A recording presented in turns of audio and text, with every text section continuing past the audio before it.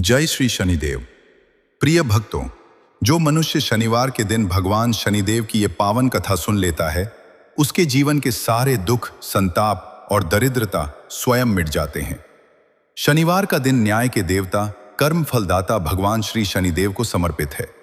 वो देवता जो मनुष्य के कर्मों का हिसाब रखते हैं और जिनकी कृपा दृष्टि मात्र से राजा भी रंक और रंक भी राजा बन सकता है। कहते हैं, जो व्यक्ति शनिवार की सुबह उठते ही शनिदेव की इस दिव्य कथा को सुनता है, उसका जीवन स्वयं प्रभु के आशीर्वाद से भर जाता है। उसके जीवन के सारे पाप, कष्ट और शत्रु बाधाएं ऐसे ओझल हो जाती हैं जैसे सूरज की पहली किरण गहन अंधकार को चीर देती है। मेरे प्रियजनों, यह केवल एक कथा नहीं है, ये एक जीवंत अनुभव है, एक अडिग आस्था है। ये एक ऐसा भाव है जो मनुष्य के अंतर्मन को भीतर से शुद्ध कर देता है।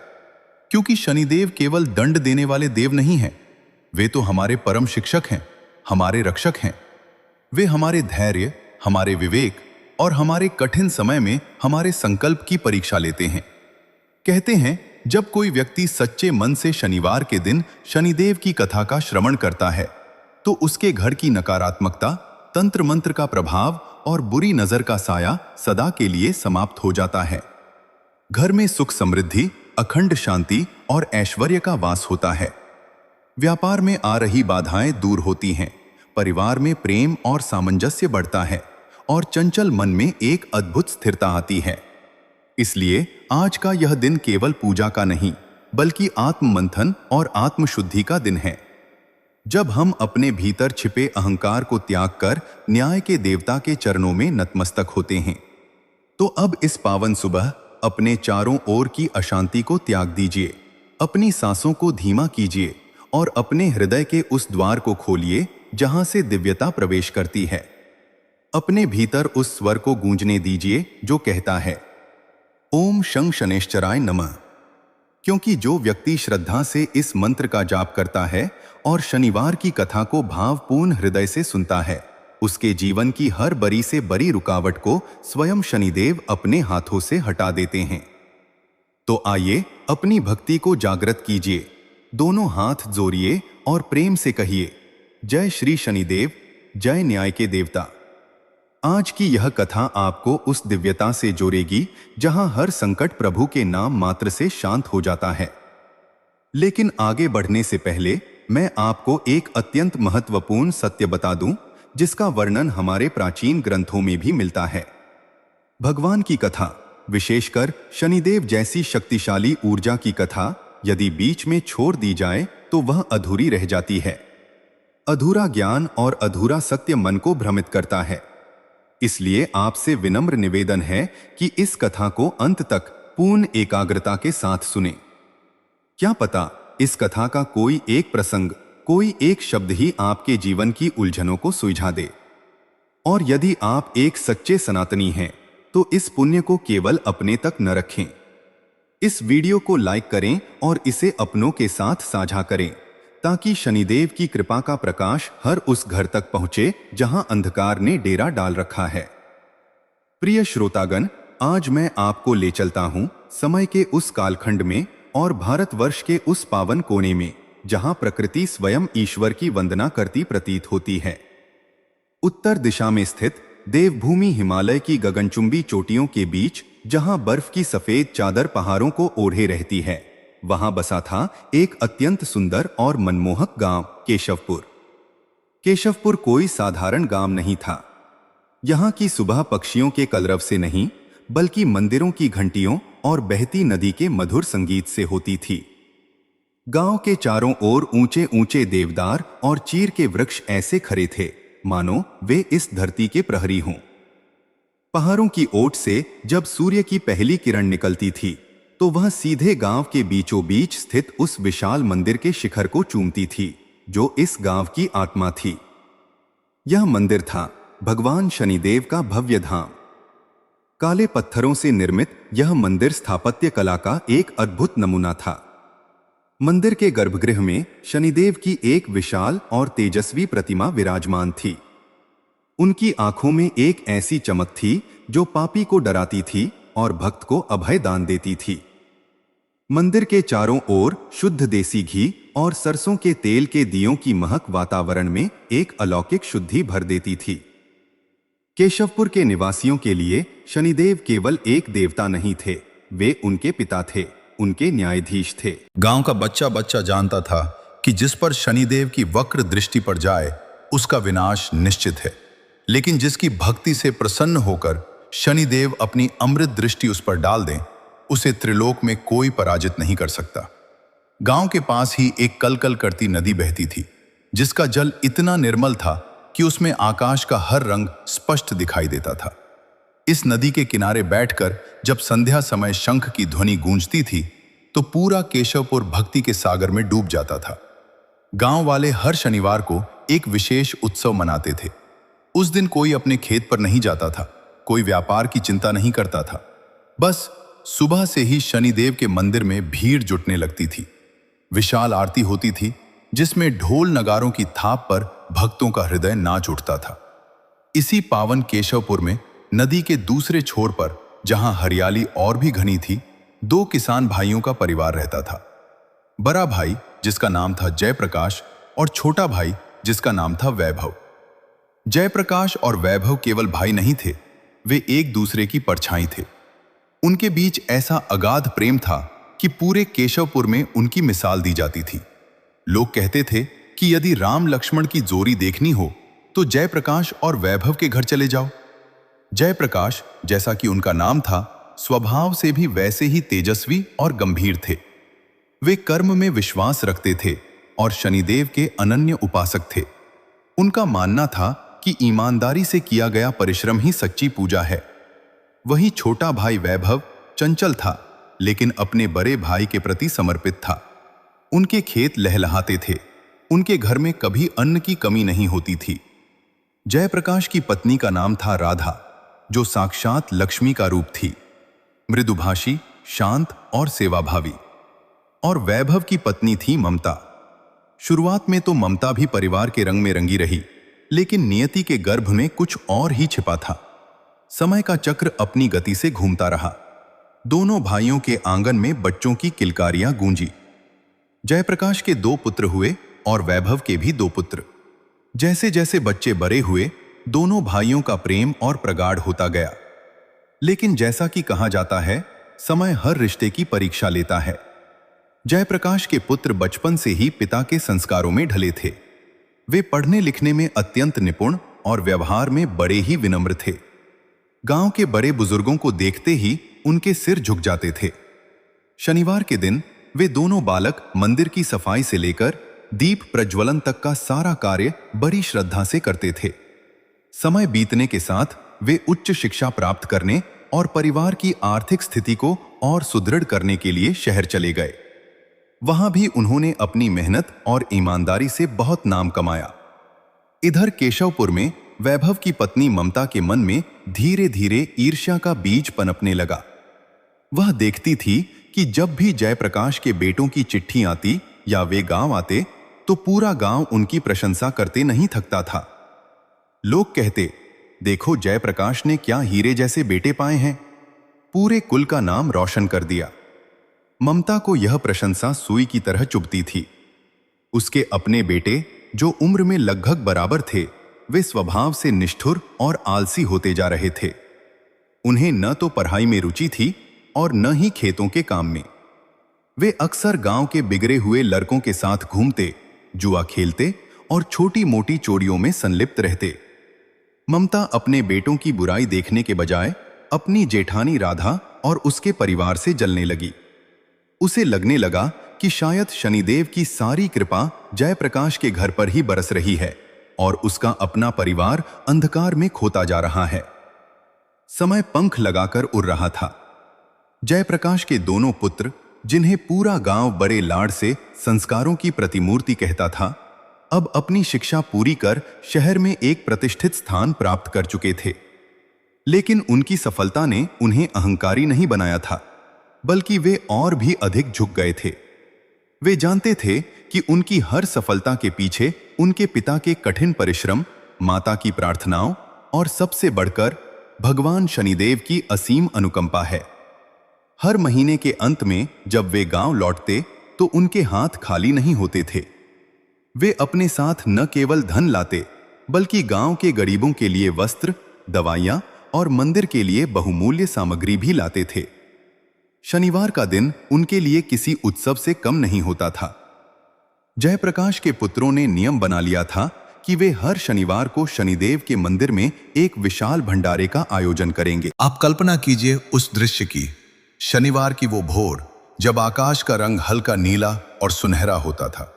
नदी के किनारे जयप्रकाश के बेटे स्वयं अपने हाथों से बड़े बड़े कराहों में प्रसाद तैयार करवाते।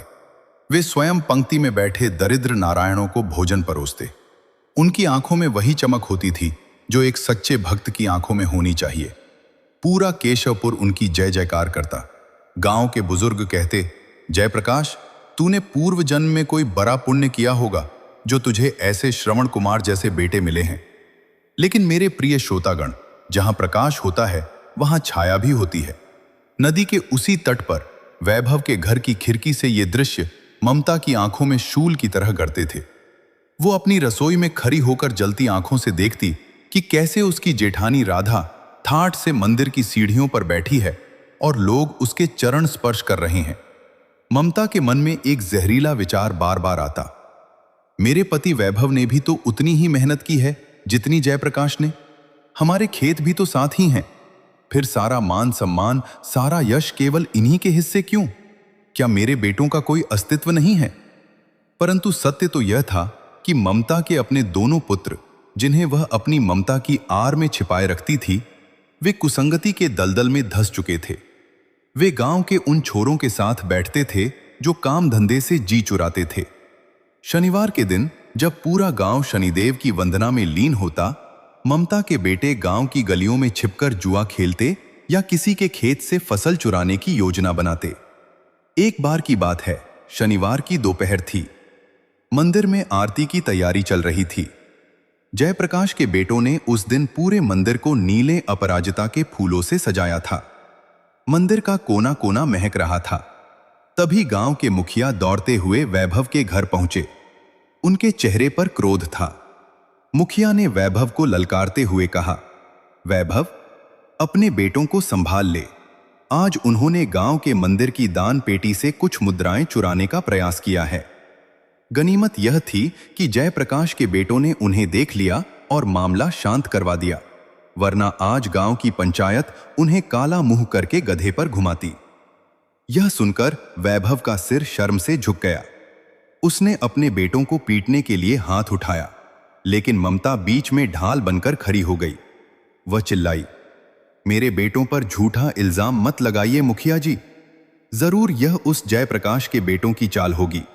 वे चाहते हैं कि पूरा गांव उन्हें पूजे और मेरे बच्चे बदनाम हो जाएं।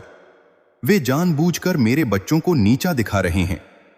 वैभव ने अपनी पत्नी को समझाने की कोशिश की, ममता, तू अंधी मत बन। जयप्रकाश के बेटे तो हमारे ही बच्चे हैं। उन्होंने तो हमारे बेटों की लाज बचाई है, वरना आज हमारी बदनामी पूरे केशवपुर में हो जाती। लेकिन ईर्ष्या एक ऐसा रोग है जो इंसान की सोचने समझने की शक्ति को निगल जाता है। ममता के कान अब सत्य सुनने के लिए बंद हो चुके थे। उसे लगा कि जयप्रकाश का परिवार उसके परिवार का सबसे बड़ा शत्रु है। वह अपने मन ही मन बुदबुदाई, ये शनिदेव की पूजा का ढोंग करते हैं ना, मैं देखूंगी कि ये शनिदेव इनका साथ कब तक देते हैं। उधर जयप्रकाश और राधा इस सबसे बेखबर थे। वे तो ममता को अपनी छोटी बहन और वैभव को अपना दाहिना हाथ मानते थे। राधा अक्सर ममता के पास जाती और कहती, ममता छोटी, तू उदास क्यों रहती है? देख, बच्चे तो नादान होते हैं, उन्हें थोड़ा प्यार से समझाओ। चल, आज शनिवार है, साथ मिलकर शनिदेव के मंदिर में दीप दान करते हैं। शनिदेव सब ठीक कर देंगे। ममता ऊपर से तो मुस्कुरा देती, लेकिन उसके भीतर प्रतिशोध की ज्वाला धधक रही थी।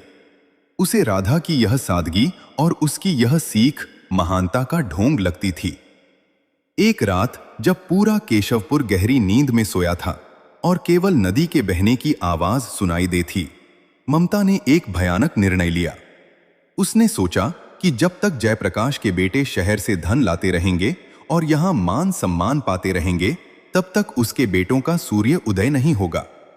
उसने अपने बेटों को पास बुलाया और उनके कान में जहर भरते हुए कहा, अगर तुम्हें इस गांव में सिर उठाकर जीना है तो तुम्हें अपने ताऊ जी के बेटों को नीचा दिखाना ही होगा।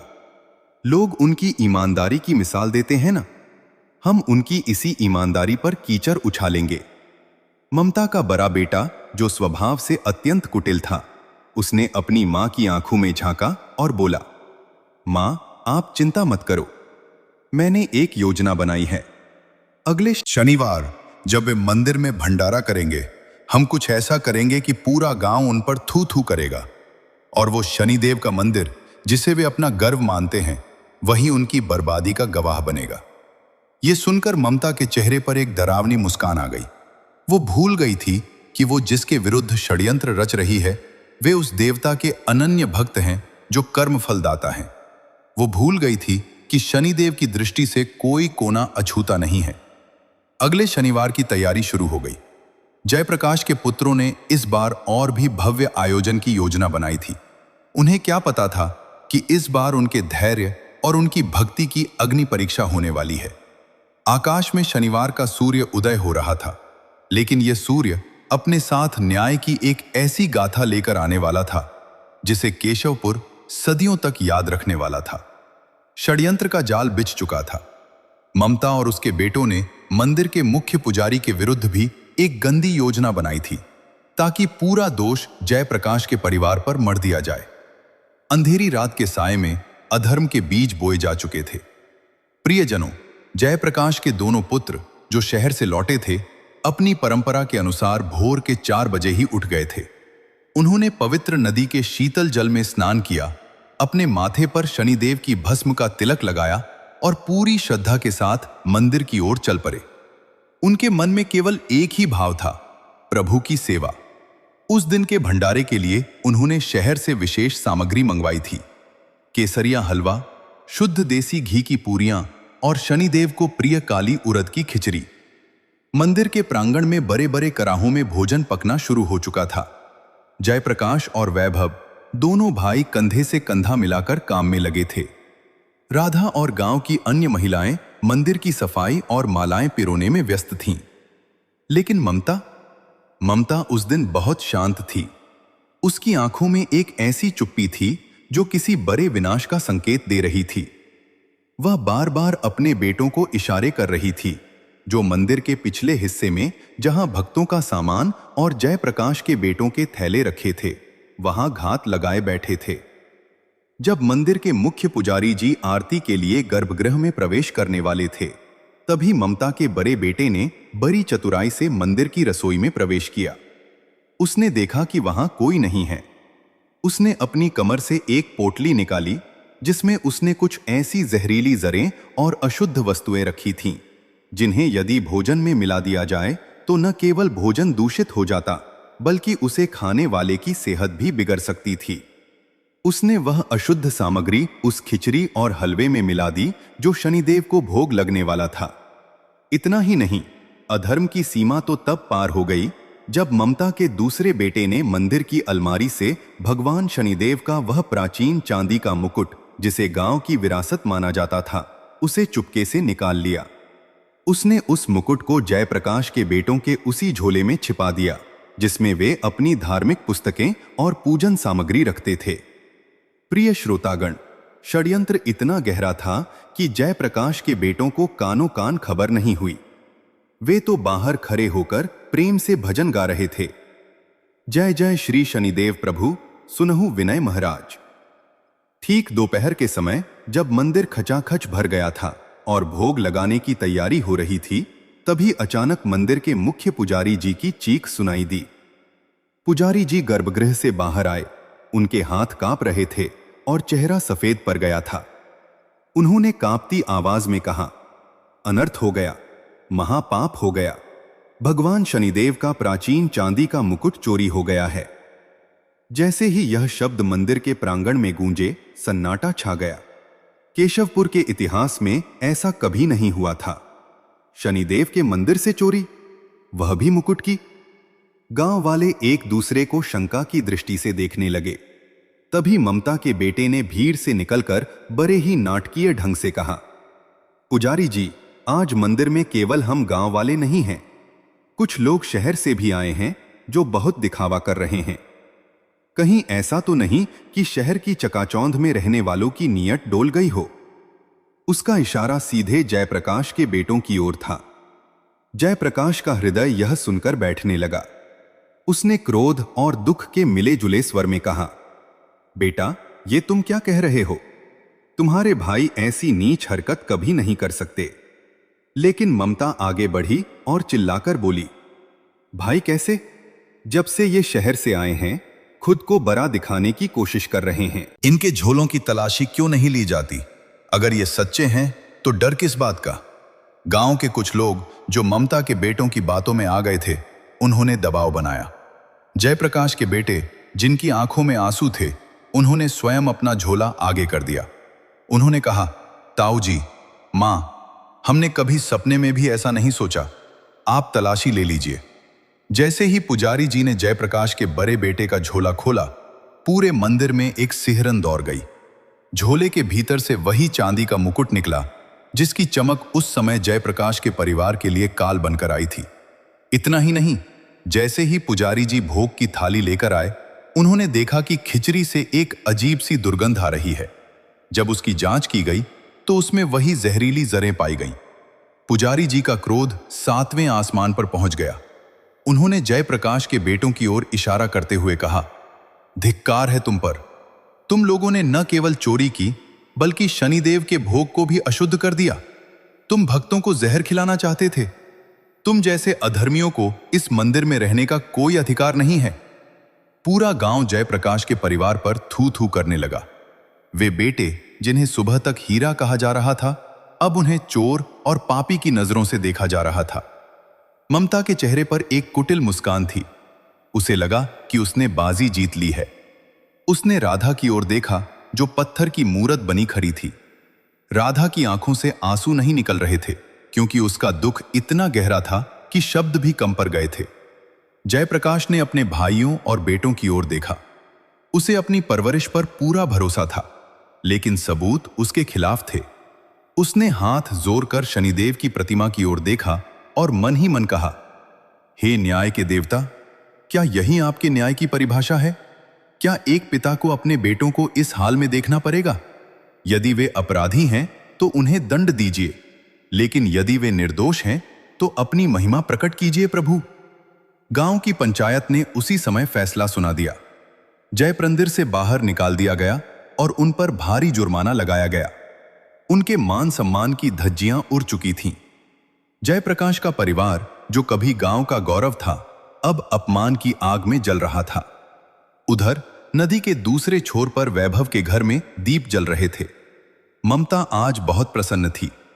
उसने अपनी रसोई में पकवान बनाए थे और अपने बेटों को बड़े लाड़ से खिला रही थी।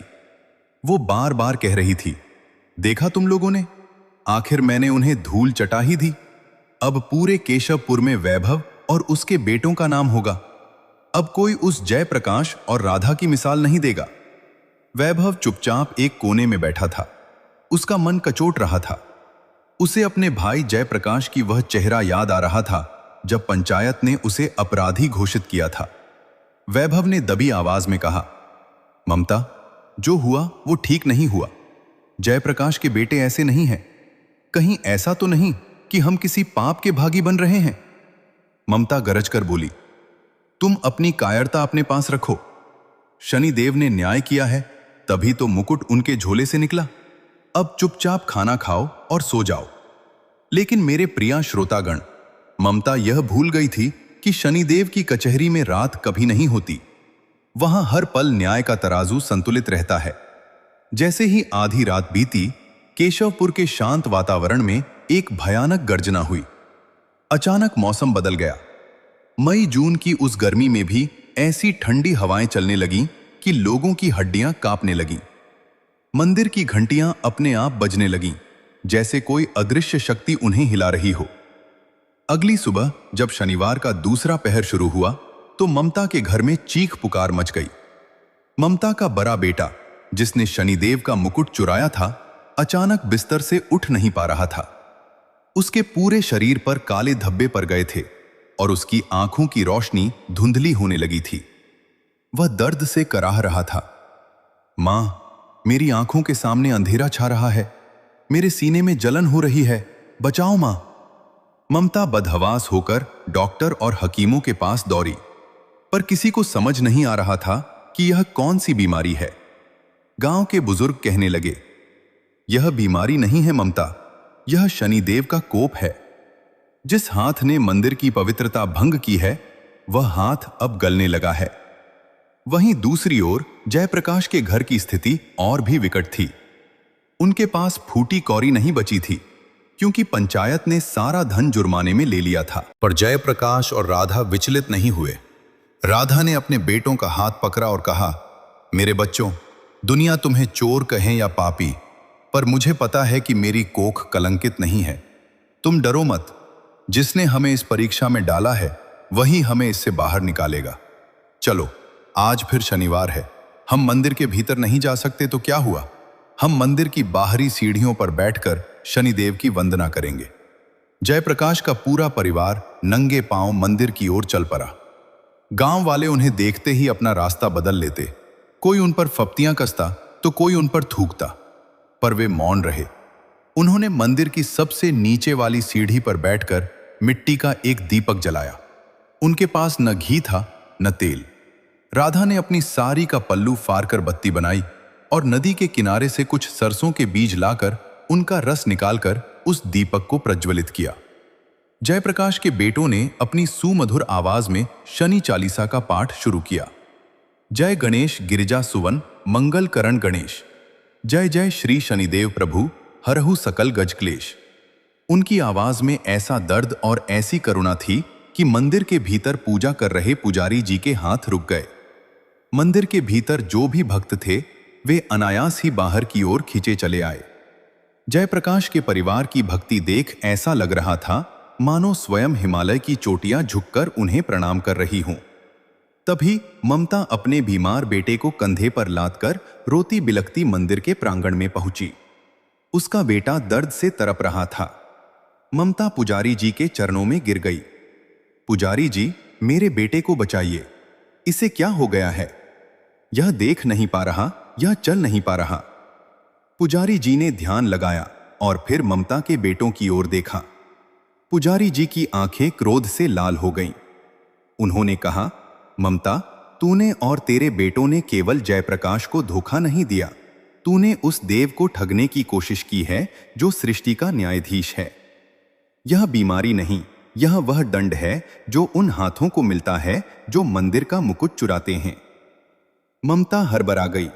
नहीं पुजारी जी, मुकुट तो जयप्रकाश के बेटों के पास था। पुजारी जी गरजे, झूठ मत बोल।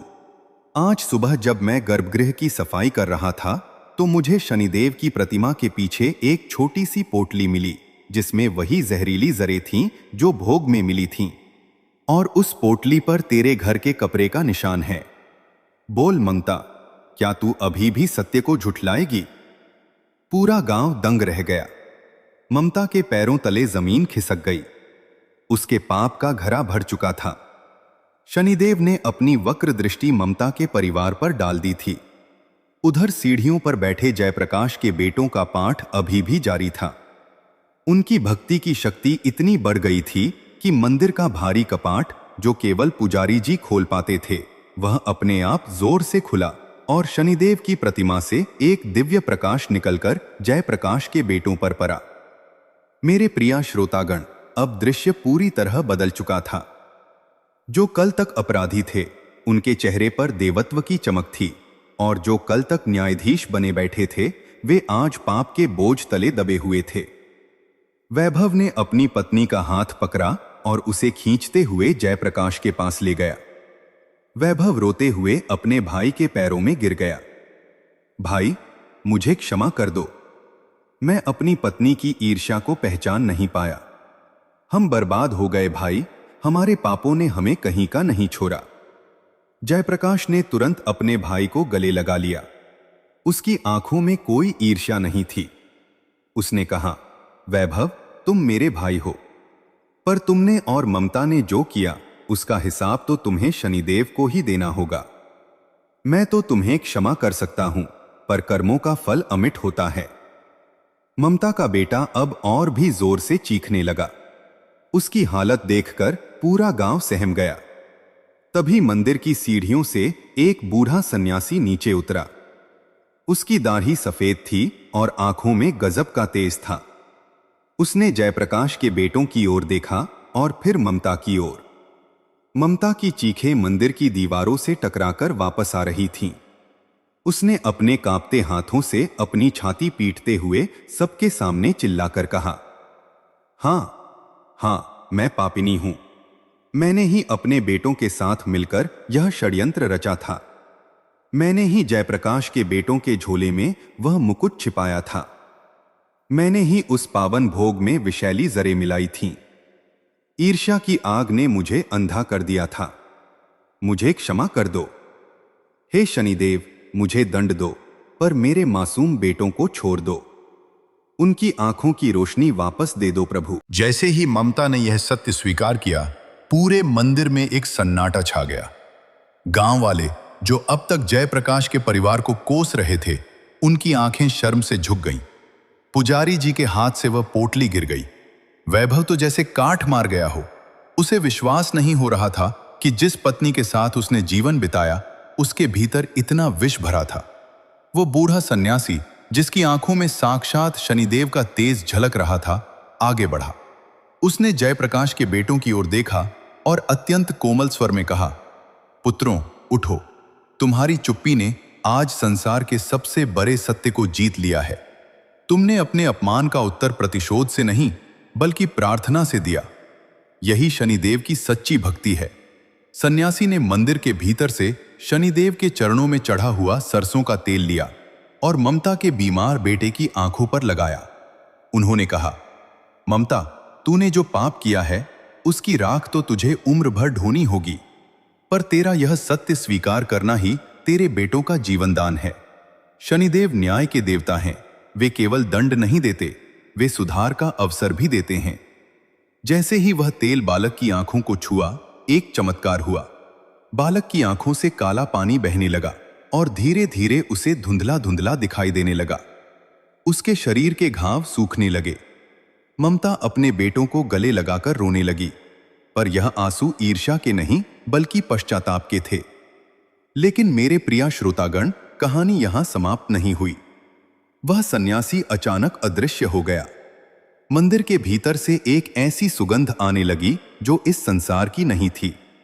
पुजारी जी ने देखा कि शनिदेव की प्रतिमा के गले में एक नई माला अपने आप प्रकट हो गई थी। जयप्रकाश और राधा ने अपने बेटों को गले लगाया। जयप्रकाश ने वैभव की ओर अपना हाथ बढ़ाया। वैभव की हिम्मत नहीं हो रही थी कि वह अपने भाई की आंखों में झांके। वह बार बार कह रहा था, भाई, मुझे घर से निकाल दो। मैं इस मान सम्मान के लायक नहीं हूं। पर जयप्रकाश ने वही किया जो एक शनि भक्त करता है, धैर्य और क्षमा। उसने कहा, वैभव, घर बांटने से दुख बढ़ते हैं, पर दिल बांटने से संकट कट जाते हैं। शनिदेव ने हमें यह रास्ता दिखाया है ताकि हम समझ सकें कि कर्मों की खेती में जैसा बीज बोओगे वैसा ही काटोगे। अब जो हुआ उसे भूल जाओ और चलो। आज हम सब मिलकर शनिदेव की वह महाआरती करेंगे जो केशवपुर ने आज तक नहीं देखी। उस रात केशवपुर का कोना कोना दियों से जगमगा उठा। वह शनिवार एक त्योहार बन गया। जयप्रकाश के पुत्रों ने, जिनका सम्मान अब पहले से 100 गुना बढ़ चुका था, स्वयं मंदिर की चौखट पर खड़े होकर हर उस व्यक्ति का स्वागत किया जिसने उन्हें कल तक गाली दी थी। उनकी इस विनम्रता ने गांव के लोगों के हृदय को जीत लिया। लेकिन ममता के मन में एक गहरा घाव अभी भी था। उसे रात में नींद नहीं आती थी। उसे बार बार वह मुकुट और वह जहर याद आता था। वह जानती थी कि उसे अभी एक बहुत बड़ा ऋण चुकाना है। वह ऋण था अपनी अंतरात्मा की शुद्धि का। अगली सुबह जब जयप्रकाश के बेटे फिर से शहर जाने की तैयारी कर रहे थे, ममता उनके पास आई। उसने अपने जेठ के बेटों के पैरों की धूल अपने माथे पर लगाई और कहा, मेरे बच्चों, तुम तो देवदूत हो। मैं तुम्हारे लिए प्रायश्चित करना चाहती हूं। आज से मैं और मेरे बेटे मंदिर के उस रास्ते की सफाई करेंगे जहां से भक्त गुजरते हैं। हम तब तक यह सेवा करेंगे जब तक हमारे मन की कालिख धूल नहीं जाती। जयप्रकाश के बेटों ने अपनी चाची को सहारा देकर उठाया और कहा, चाची, सेवा ही सबसे बड़ा प्रायश्चित है। शनिदेव आपके इस संकल्प को स्वीकार करेंगे। परंतु श्रोतागण, जैसे ही सब कुछ ठीक होने लगा, गांव में एक नया संकट खड़ा हो गया। केशवपुर की वह पावन भूमि जहां कभी नदियों के कलकल संगीत से सुबह होती थी, आज वहां प्यास और सन्नाटे का पहरा था। प्रकृति का वह वरदान, वह शीतल जल जो हिमालय की चोटियों से उतरकर गांव की प्यास बुझाता था, अचानक लुप्त हो गया था। नदी की सूखी तलहटी में परे पत्थर ऐसे लग रहे थे मानो वे शनिदेव के क्रोध की गवाही दे रहे हों। गांव के पशु पक्षी व्याकुल थे, फसलें झुलस रही थीं और लोगों के कंठ सूख चुके थे। गांव में हाहाकार मचा था।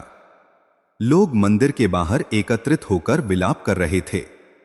पुजारी जी के चेहरे पर भी चिंता की लकीरें गहरी हो गई थीं।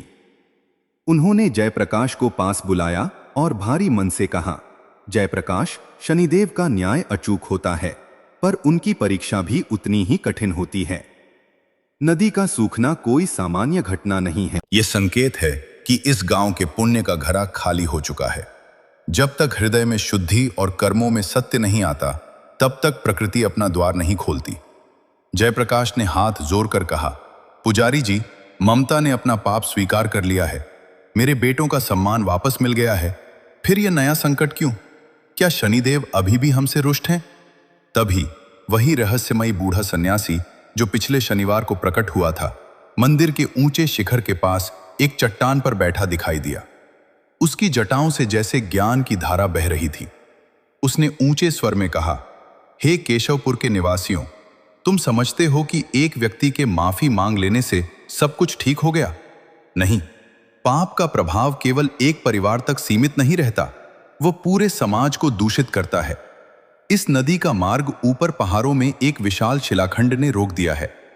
वो शिलाखंड और कुछ नहीं, बल्कि तुम सबके भीतर छुपा हुआ अहंकार और स्वार्थ है। गांव वाले कांप उठे।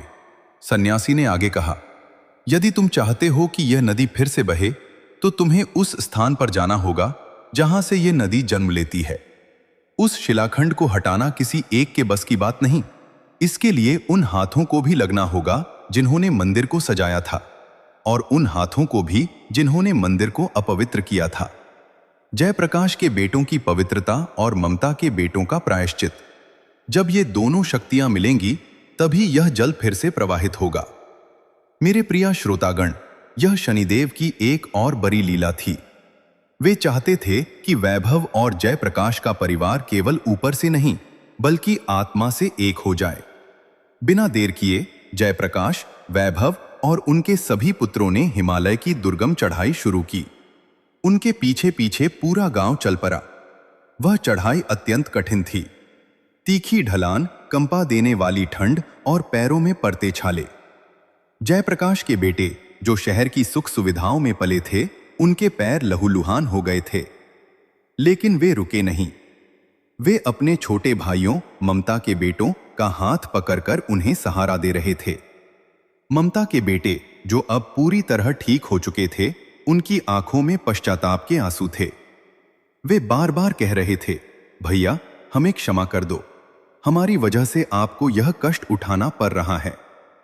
जयप्रकाश का बड़ा बेटा मुस्कुराया और बोला, पगले, शनिदेव ने कष्ट नहीं दिया है, उन्होंने तो हमें एक होने का अवसर दिया है।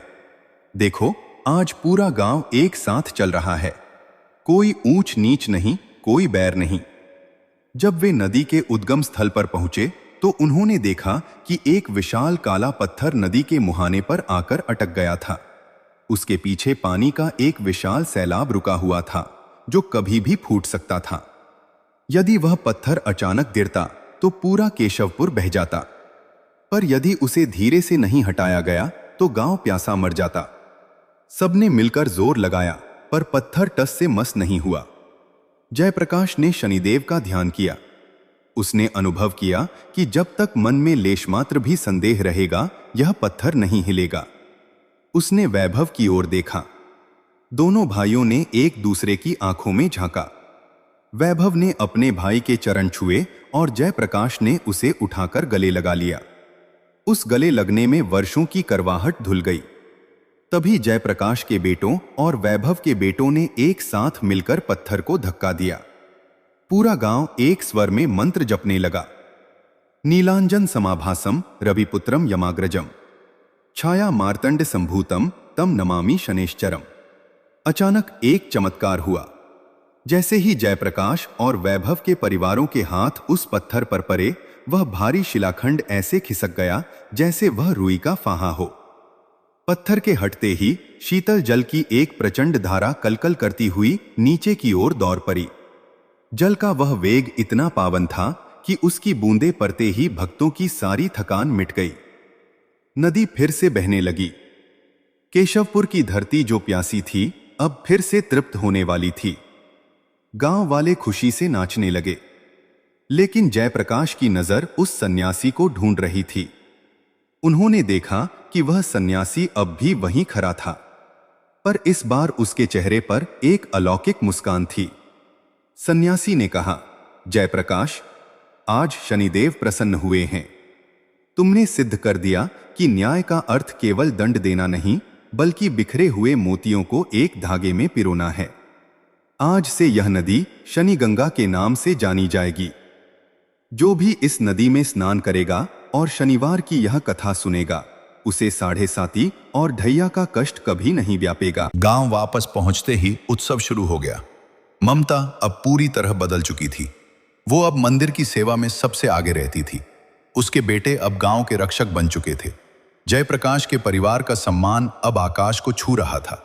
प्रिय श्रोतागण, केशवपुर की फिजाओं में अब एक ऐसी शांति थी जो केवल सत्य की विजय के बाद ही अनुभव की जा सकती है। शनि गंगा की लहरें जब मंदिर की सीढ़ियों से टकराती थीं, तो ऐसा लगता था मानो प्रकृति स्वयं भगवान शनिदेव के चरणों का प्रक्षालन कर रही हो। गांव का हर घर दियों की रोशनी से झिलमिला रहा था, पर सबसे बड़ी रोशनी उन लोगों के हृदयों में थी जो अब ईर्ष्या और द्वेष के अंधकार से मुक्त हो चुके थे। उस शनिवार की रात जब उत्सव अपने चरमोत्कर्ष पर था, अचानक मंदिर के गर्भगृह से एक नीली आभा निकलने लगी। वो प्रकाश इतना तीव्र था कि उसकी चमक के सामने पूर्णिमा का चांद भी फीका पड़ गया। पुजारी जी, जयप्रकाश, वैभव और उनका पूरा परिवार अचंभित होकर मंदिर के द्वार पर खड़ा हो गया। तभी मंदिर के भीतर से एक ऐसी गंभीर और मधुर वाणी गूंजी जिसने पूरे हिमालय को स्पंदित कर दिया। वो स्वयं भगवान शनिदेव का स्वर था। वाणी ने कहा, हे केशवपुर के निवासियों, आज इस पावन भूमि पर न्याय का चक्र पूर्ण हुआ है। जयप्रकाश, तेरी अडिग भक्ति और तेरे पुत्रों के धैर्य ने यह सिद्ध कर दिया कि जो मुझ पर विश्वास रखता है, उसे संसार की कोई भी शक्ति पराजित नहीं कर सकती। वैभव, तेरे पश्चाताप और तेरी सत्य स्वीकारोक्ति ने तेरे कुल को विनाश से बचा लिया है। याद रखना, मैं केवल दंड देने वाला देवता नहीं हूं। मैं वह दर्पण हूं जिसमें मनुष्य को उसके अपने ही कर्म दिखाई देते हैं।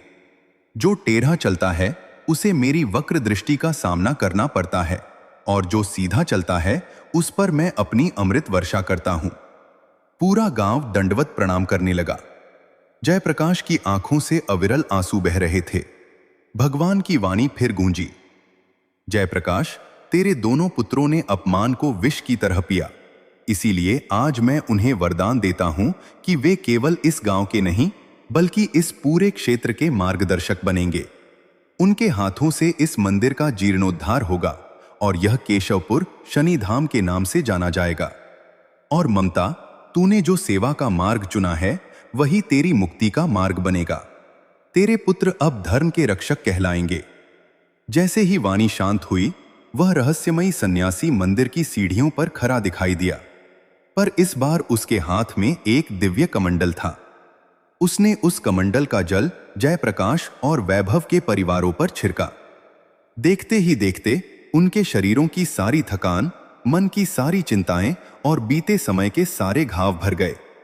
वे ऐसे चमकने लगे मानो साक्षात देवलोक से आए हों। वह सन्यासी धीरे धीरे शनिदेव की प्रतिमा में समा गया।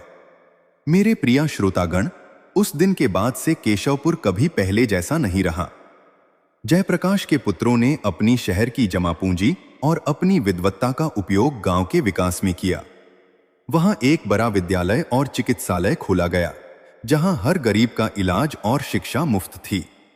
वैभव और ममता ने अपना शेष जीवन मंदिर की सेवा और आने वाले तीर्थयात्रियों की सहायता में बिताया। ममता के बेटों ने गांव की सुरक्षा का जिम्मा संभाला और वे इतने ईमानदार बने कि केशवपुर में कभी किसी के घर में ताला लगाने की जरूरत नहीं पड़ी। वह शनि गंगा आज भी बहती है। कहते हैं कि जो भी व्यक्ति शनिवार के दिन उस नदी में स्नान करके शनिदेव की इस पावन कथा का श्रवण करता है, उसे 7.5 के कष्टों से मुक्ति मिल जाती है। उसके जीवन में आ रहे आकस्मिक संकट टल जाते हैं और उसके घर में कभी अन्न धन की कमी नहीं रहती। प्रिय श्रोतागण, इस कथा का सार यही है कि भगवान शनिदेव कभी किसी के साथ अन्याय नहीं करते। वे केवल हमारे कर्मों का फल हमें देते हैं। यदि हमारे जीवन में दुख आ रहे हैं तो हमें घबराना नहीं चाहिए, बल्कि जयप्रकाश की तरह धैर्य रखना चाहिए। हमें समझना चाहिए कि शनिदेव हमारी आत्मा को शुद्ध कर रहे हैं, हमें निखार रहे हैं। ईर्ष्या और द्वेष का मार्ग अंततः विनाश की ओर ले जाता है, जैसा ममता के साथ हुआ। पर सत्य की राह चाहे कितनी भी कठिन क्यों न हो, अंत में हमें ईश्वर के चरणों तक पहुंचा ही देती है। तो मेरे प्रियजनों, आज इस पावन शनिवार के अवसर पर अपने मन के भीतर बैठे उस अहंकार को त्याग दीजिए। संकल्प कीजिए कि आप भी न्याय के मार्ग पर चलेंगे, किसी का दिल नहीं दुखाएंगे और अपनी सफलता का श्रेय सदैव ईश्वर को देंगे। जब आप पवित्र मन से शनिदेव को पुकारेंगे तो वे आपकी हर बाधा को हर लेंगे। आइए हम सब मिलकर एक बार फिर उस मंगलकारी मंत्र का उच्चारण करें जो जीवन की दिशा बदल देता है। ओम शम शनैश्चराय नमः। प्रिय श्रोतागण, ये थी शनिवार की वह दिव्य और मार्मिक कथा जिसे सुनने मात्र से मनुष्य के 7 जन्मों के पाप कट जाते हैं। मुझे पूर्ण विश्वास है कि जयप्रकाश और वैभव की इस गाथा ने आपके हृदय को छुआ होगा और आपको जीवन जीने की एक नई प्रेरणा दी होगी।